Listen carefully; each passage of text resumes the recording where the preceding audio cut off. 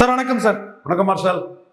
தேர்தல் களம் பரப்புரைகள் எல்லாம் இன்னும் சில நாட்களில் முடிவடை போகிறது. எப்படி இருக்கு களம்? நான் ஏற்கனவே சொன்னேன், போலரைசேஷன் தான் இங்கே ஆகும்னு சொன்னேன். ஏன்னா நான் களத்திலிருந்து வந்தவன், களம் தெரிஞ்சவன். எங்கள் ஊரில் இந்து கிறிஸ்டின் போலரைசேஷன் ஆகும்போது சிவதானி எலெக்ஷனில், சிங்கம் சிவதானி எலெக்ஷனில், தர்மராஜ் சிவதானி எலெக்ஷனில், போஸ்கர் சார் கூட ஒவ்வொரு ஏரியாவும் ஒவ்வொரு வார்டாக களத்தில் எப்படி நிற்கும், எப்படி போலரைசேஷன் ஆகுங்கிறத ரொம்ப தெளிவாக தெரிஞ்சவன். வட தமிழகத்தில் 98ஆம் ஆண்டு 99ஆம் ஆண்டு பாமக கூட நின்று எப்படி போலரைசேஷனுங்கிற களம் எனக்கு மிக நன்றாகவே தெரியும்.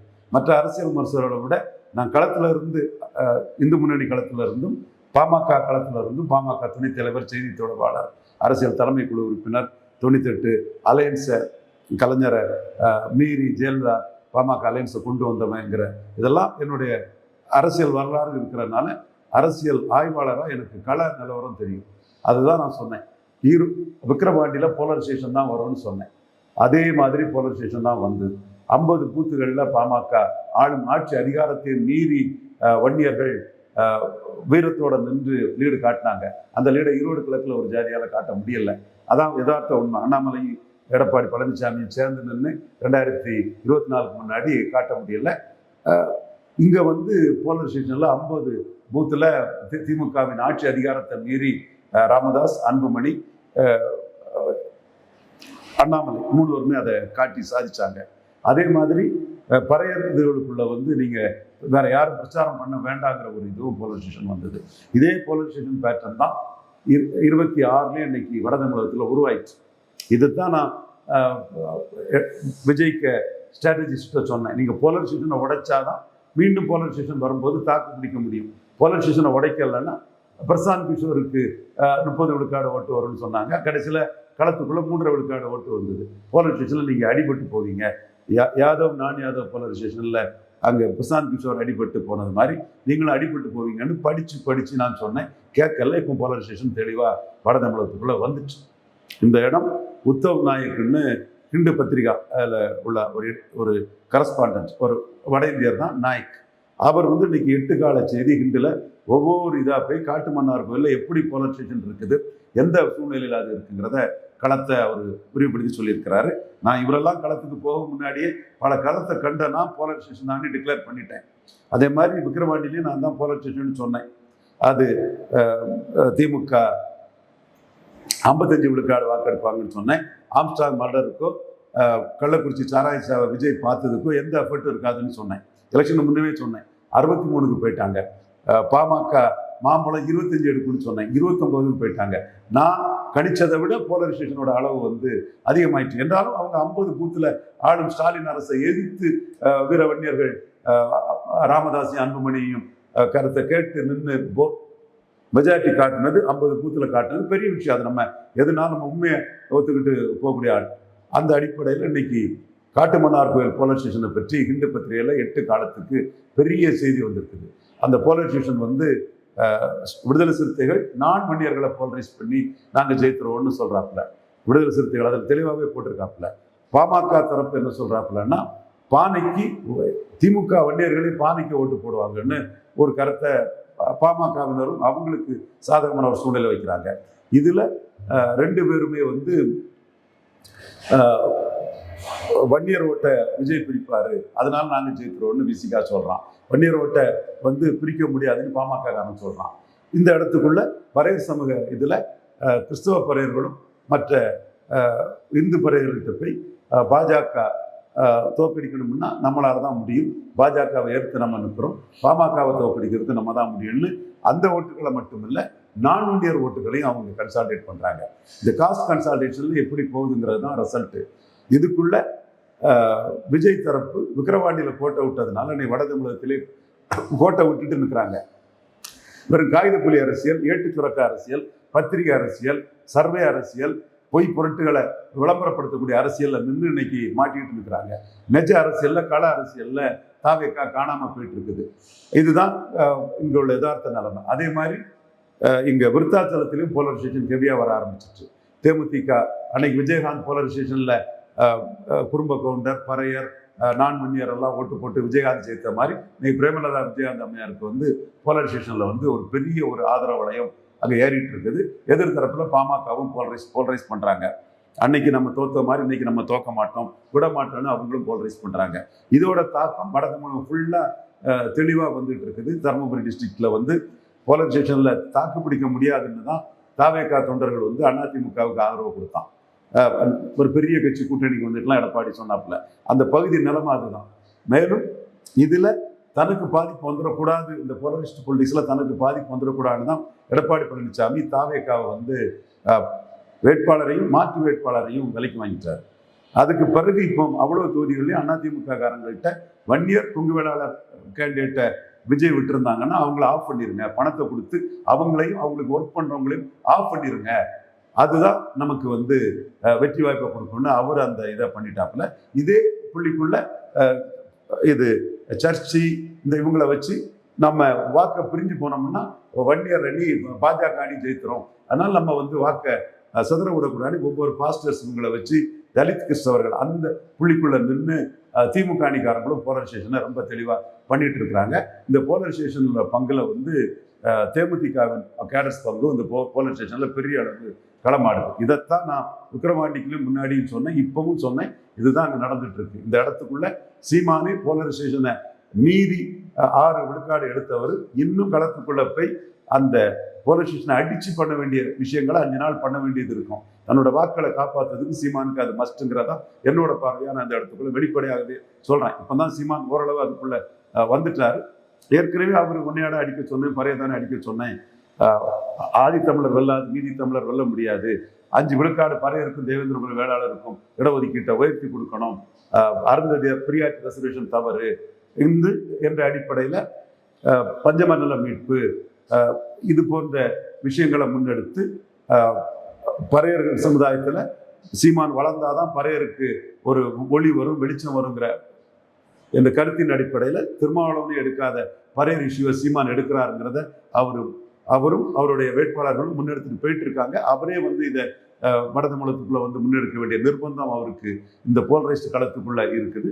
அது மட்டும் இல்ல, வன்னியர்கள் வாக்கு தமிழ் தேசிய உணர்வு உள்ளவங்களை கொண்டு வரதுக்கு எம்ஜிஆர் ஊழல் பெருச்சாளி, சாராயவர்களை கல்வி தந்தி ஆக்கினார், எம்ஜிஆர் மேனன் மலையாளி எவ்வளவு தமிழ்நாட்டில் தெரிஞ்சு போயிருங்கிறதுக்காக ஜாதிவாரி கணக்கெடுப்பு நடத்தாம வன்னியர்கள் வீரம் செறிந்த போராட்டத்தை ஒரு கோமாளிகள் போராட்டமாட்டு மாத்தினாரு. இதனால பறையர், தேவேந்திரர், முத்தரையர், யாதவர், செங்குந்தர், வண்ணார், நாவிதர், குயர் போன்ற பல சமூகங்களின் சமூக எழுச்சியை எம்ஜிஆர் மலையாளி 40 ஆண்டுகளா காலி பண்ணிட்டாருங்கிறதையும், தமிழ் தேசிய அடையாளம் பிரபாகரன் தான் தமிழகத்தின் அடையாளம் காட்டுறதுக்காக எம்ஜிஆர், ஜெயலலிதா, அண்ணா, கருணாநிதி சமாதியை நான் கடற்கரை தூக்கி எறிவேன், என்ன அடையாளம் பிரபாகரன், ராஜராஜ சோழன் தான் தன்னுடைய போலரைசேஷன் பாயிண்ட பறையர் தேவேந்திர வேளாளருக்கு 5 விழுக்காடு என்னால் தான் உயர்த்தி கொடுக்க முடியும், ஆதி தமிழர் துறைன்னு தமிழர் பேரை வைப்பேன், தொல் தமிழர் துறைன்னு தமிழர் பேரை வைப்பேன்னு தமிழர் பிறமொழியாளர், தமிழர் அருந்ததியர் வெர்சஸ் பறையர் தேவேந்திர வேளாளர் போலரைசேஷனை பண்ணினாதான் சீமானும் தன்னோட வாக்கு வங்கியை காப்பாற்ற முடியுங்கிற சூழ்நிலை இருக்குது.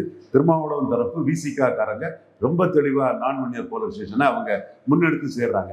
முன்னமா அவங்க பறையர் போலரைசேஷன் கொண்டு போனவங்க இப்போ நான்-வன்னியர் போலரைசேஷன் அதிமுக அணியை நான்-வன்னியர் அணி எடப்பாடி 10.5 கொடுத்தவருங்கிறதை முன்னிறுத்தி அதுக்குள்ள அவங்க போலரைசேஷன் வந்து பறையர்களையும் நான்-வன்னியர்களையும் அவங்க முன்னெடுத்து அந்த களத்தை அமைக்கிறாங்க. ஒரு நாட்கள்ல அந்த களத்தை ஆரம்பிச்சுட்டு தான் அதுல செட்டரேட் ஆகி போகுது.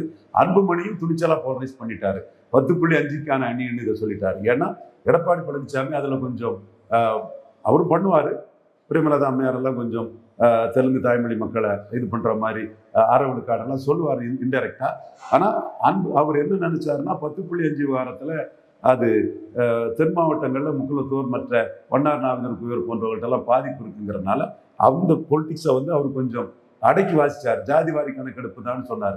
அவர் ஜாதிவாரி கணக்கெடுப்புன்னு சொல்லும் போது நீங்கள் 10.5 கொடுத்துக்கிட்டு அந்த ஓட்ட லாபத்தை பார்த்துக்கிட்டு இதில் பொதுத்தளத்துக்கு ஜாதிவாரி கணக்கெடுப்பான வர மக்கள் தலைவர் எம்ஜிஆர் மலையாளி மேலும் ஜாதிவாரி கணக்கெடுப்பு நடத்தாமல் தமிழர்களை அநீதி இழைச்சாருன்னு மொத்த ஜாதிவாரி கணக்கெடுப்பு காரணங்களையும் சீமான் பெருச்சாளி வார பிரிச்சு அடிக்குமா அடித்து தூக்கி போட்டுட்டு எம்ஜிஆர் மலையாளியை ஜாதிவாரி கணக்கெடுப்புன்னு சொல்றதா போலரைசேஷன் உடைக்கூடிய ஒரு விஷயம். அந்த இடத்துக்குள்ள 10.5 மீண்டும் சொன்னா முக்குளத்தூர் பாதிப்பு இருக்குமோன்னு எடப்பாடி பழனிசாமி அதை வலிக்கு நலிக்கி அதை அப்படி சொல்லாம கொள்ளாம போகும்போது முன்ன கடலூர்ல 10 புள்ளி நான் தான் கொடுத்தேன், 5 நான் தான் கொடுத்தேன் தருவான்னு சொன்னார். ஆனா திருச்சியில முத்திரையர் முக்குலத்தூர் இருக்கும்போது அது என்ன ஜாதிவாரி கணக்கெடுப்பு தான் மறைச்சாரு. ஆனா அன்புமணி அவருக்கு போலரைஸ் பண்ணி இந்த எடப்பாடி அணிக்கு வரக்கூடிய வன்னியர் ஓட்டெல்லாம் தனக்குன்னு எதிர்காலத்தையும் பார்க்கிறாரு. அன்புமணி வயது கம்மி, எடப்பாடி வயதோட ஒரு வயது கம்மி, அப்போ அவரு எதிர்காலத்தையும் பார்க்கிறாரு. இந்த அணி வன்னியர் அணியாட்டு வன்னியர் ஓட்டுகளை குவிக்கும் போது எதிர்காலத்திலும் 10.5 சொல்லி நான் அரசியல் களத்தில் நிற்கணும்னு வன்புமணி இருக்கிறவர் 10.5 நிறைவேற்றக்கூடிய அணி இந்த அணி தான் அவர் அந்த போலரைசேஷனை பண்றாரு. இதுல எடப்பாடியும் அதற்கு ஒத்துவதி தான் போக வேண்டியது இருக்கு. ஸோ வட தமிழக அரசியல் தெளிவான ஒரு போலரைஸ்ட் பொலிட்டிக்ஸ். இதுல கட்சி ஆரம்பிச்சுட்டு லெட்டர் பேடா இருந்து பார்ட்-டைம் பொலிட்டிஷனா இருந்து கமலஹாசன் 2.0 இருந்த விஜய் தெளிவா மாட்டிக்கிட்டாரு. சீமான் போலரைசேஷனை வீரப்பம் கொள்ளக்காரம்னா கருணாநிதிக்கு ஜெயலலிதாவுக்கு என்ன பேருன்னு எம்ஜிஆர் கருணாநிதி ஜெயலலிதா ஒட்டுமொத்த திராவிட அரசியலையும் அடிச்சு பறையர்களோட இடஒதுக்கீட்டு உயர்வுக்கு திருமானுக்கெல்லாம் நான் தான் இருக்கிறேன், பஞ்சமண்டல மீட்புக்கு திருமானுக்கெல்லாம் நான் தான் இருக்கிறேன் போன்ற விஷயங்களையும் வீரப்பன் என்கவுண்டர் சரின்னு எடப்பாடியால் இப்ப கேட்ட முடியுமான்னு கேட்டும் ஜாதிவாரி கணக்கெடுப்பு வன்னியர்கள் வீர செறிந்த போராட்டத்தை எம்ஜிஆர் மலையாளி அசிங்கப்படுத்தினாருன்னு அடிச்சு நின்னாதான் அவராலையும் போலரைசேஷனை தடுத்து நாம் தமிழருக்கான வாக்குகளை கைப்பற்ற முடியும். அதற்கான வேலைகளை வீரப்பன் மகள் வித்யாராணி போன்ற மற்ற நாம் தமிழர் வேட்பாளர் பண்ணிட்டு இருக்கிறாப்புல.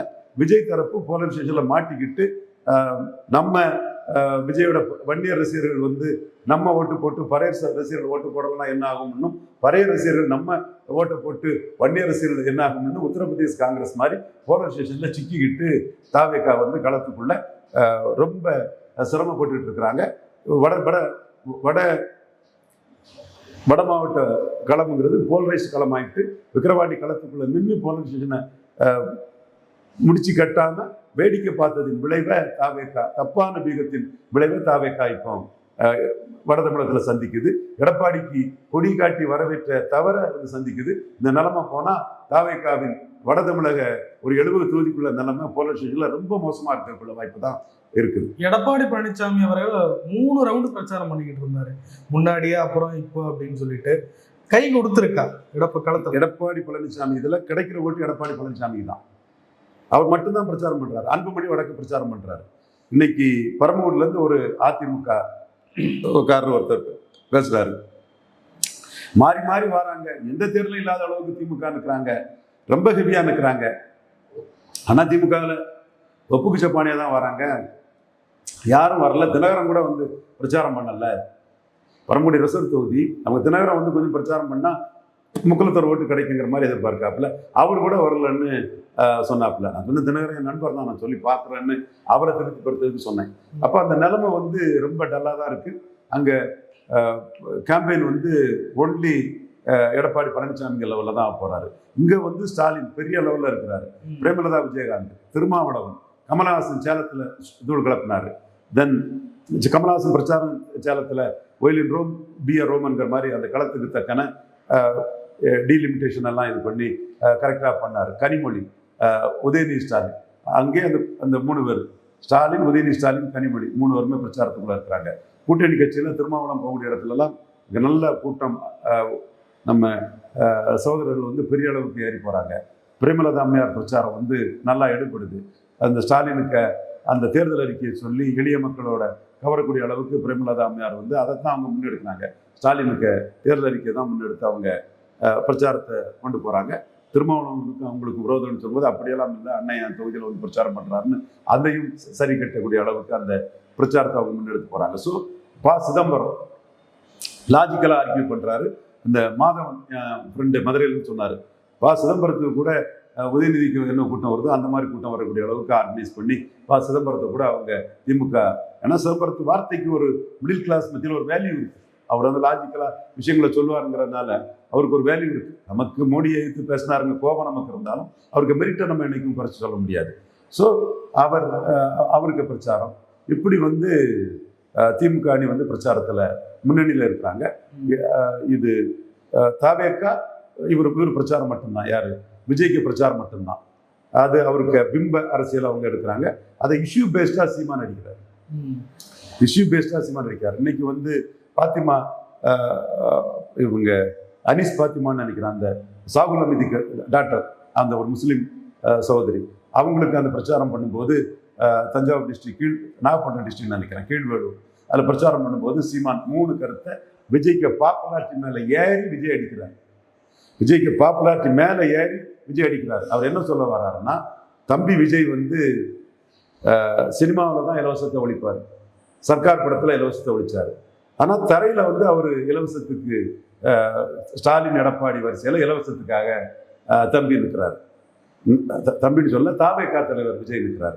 நான் வந்து தரையில் ஹீரோவாக இருக்கிறேன். சர்க்கார் படத்தில் இலவசங்கள் கூடாதுன்னு விஜய் சொன்னதைத்தான் நிஜத்தில் இலவசங்கள் கூடாதுன்னு சீமான் சொல்லி இருக்கிறேன்னு விஜய் வந்து திரையில தான் ஹீரோ, தரையில நான் தான் ஹீரோ, இலவசங்கள் நாட்டுக்கு கேடு, வளர்ச்சி தான் தேவைன்னு போல்டா இருக்கக்கூடிய ஒரு துணிச்சல் எனக்கு தான் இருக்குது. விஜய் ஸ்டாலின் எடப்பாடி வரிசையில படத்துல ஒண்ணு, இதுல செயல்பாட்டுல ஒண்ணுன்னு இலவசத்துக்காக போய் நிற்கிறாருன்னு இன்னைக்கு நாகப்பட்டினம் கூட்டத்துல சீமான் தெளிவா விஜய்க்கு பாப்புலாரிட்டியை வச்சு விஜயில இருந்து நான் மாறுபட்டு நிற்கிறேன், அவர் திரையில ஒண்ணு தரையில ஒண்ணு, நான் தான் உறுதியா நிற்கிறேங்கிறதையும் சொல்றாரு.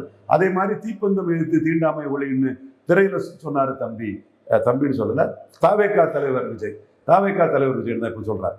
தாவேகா தலைவர் விஜய் சொன்னாரு, நான் தான் கவின் ஆணவ படுகொலையை எதிர்த்து வாக்கு வங்கி அரசியலை பற்றி கவலைப்படாம என் கருத்தை துணிச்சலா ஒரு லீடர்ஷிப் குவாலிட்டியோட நான் சொல்றேன். தாவேகா தலைவருக்கு லீடர்ஷிப் குவாலிட்டி இல்லை. அதே மாதிரி மேல்பாதி மங்கலம் திரௌதியம்மன் கோயில் ஆலய நுழைவுக்கு நான் தான் நிற்கிறேன். அதே மாதிரி வாக்கு பாதிப்பை பற்றி கவலை இல்லாமல் அருந்ததியர் பிரியாரிட்டி ரிசர்வேஷன் தப்பு, பழைய தேவேந்திர குல வேளாளருக்கு 5 விழுக்காடு உயர்த்தி கொடுக்கணும்னு நான் தான் சொல்றேன்னு இப்படி பல இஷ்யூஸ்ல விஜய் சீமான் கம்பேரிசனை விஜய்க்கு பாப்புலாரிட்டியை பயன்படுத்தி தான் அதுல என்கேஜ் பண்ணக்கூடிய அரசியலை சீமான் தெளிவா பண்றாரு. இந்த இடத்துக்குள்ள சீமான் வந்து இந்த பிராண்டி விஸ்கிக்கான ஆளாட்டு எடப்பாடி ஸ்டாலின் விஜய் இருக்காங்க, பனம்பால் தென்னம்பால் ஈச்சம்பாலுக்கான ஆளாட்டு கல்லுக்காக நான் இருக்கிறேன், அவங்க ஆல்கஹாலை குடிச்சு ஆண்களும் பெண்களும் தமிழ்நாடு எக்கேடு கட்டாலும் பரவாயில்ல, மது பிரியர்கள் ஓட்டு தான் வேணும், மது ஆலய அதிகாரிகளுக்கு டொனேஷன் தான் வேணும் அப்படின்னு அவங்க இருக்கிறாங்க. நான் கல்லு தான் வேணும், அது ஆல்கஹால் கூடாது, டாஸ்மார்க்கை ஒழிப்படுங்கிறதுலையும் விஜயை வந்து சீமான் பயன்படுத்துறாரு. அதே மாதிரி திராவிடத்துக்கு இதாட்டு நிற்கிறாரு விஜய். எம்ஜிஆர் அண்ணா ஜெயலலிதா பிம்பங்களை வச்சு அவர் நிற்கிறாரு, எடப்பாடி பலகீனப்படுத்த நிற்கிறாரு. நான் திராவிட அடையாளங்களை ஒழிச்சு வேலுப்பிள்ளை பிரபாகரன் அடையாளத்துக்காகவும் ராயராஜ சோழர் அடையாளத்துக்காக நிற்கிறாங்கிறதையும் சீமான் பேசுறாரு. இது சீமானுக்கு ஸ்ட்ராட்டஜி என்னன்னா, இவர் தினகரன் வரும்போது பரப்புற அக்கரக்கார சிறைச்சாலையில் சசிகலாவை கொல்ல சதினார். அப்போ முக்குலத்தூர் இளைஞர்கள்லாம் வந்து சீமான் நாயா போல்டு, தினகரனே பேசலன்னு ஆர்கே நகரில் 50 விழுக்காடு எடுத்த தினகரனை விட்டுக்கிட்டு அவங்கெல்லாம் வந்து சீமான் பின்னாடி போயிட்டாங்க.